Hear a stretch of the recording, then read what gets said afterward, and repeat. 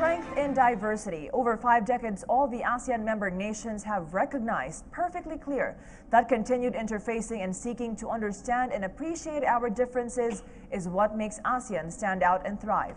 PTV's Joy Gumatay reports on the need to intensify proactive efforts and interactive ways ASEAN needs to engage each other in as she samples the pulse of the nation over their take on the growth of this region in the last 50 years.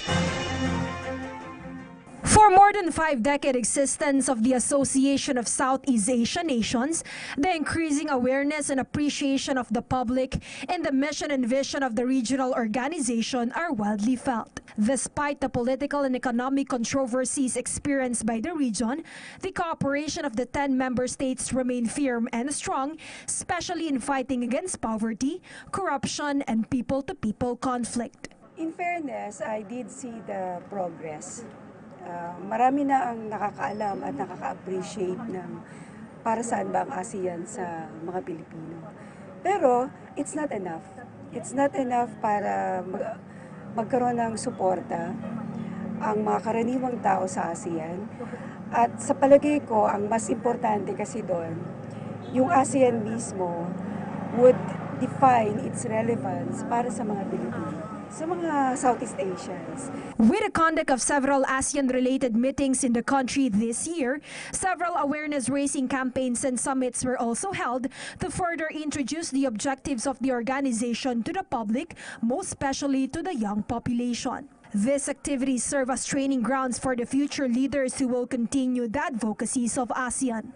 Interaction with one another is important because just like how you and I talk, it's how we exchange our ideas and beliefs. So I believe that ASEAN should also focus on how public relations are put into place.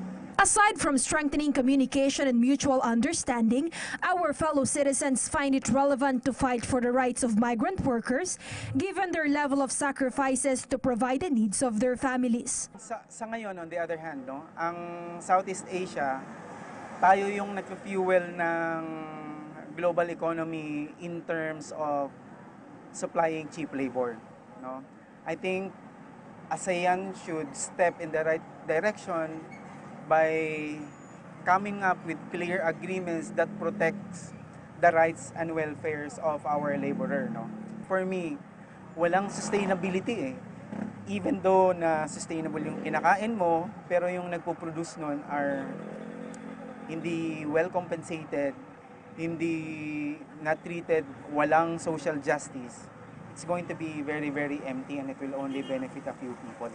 Our fellow Filipinos are hoping that the ASEAN Leaders Summit 2017 will yield significant results that could make development be felt even in far-flung provinces where the poorest of the poor reside. For PTV News, Joy Gumatay.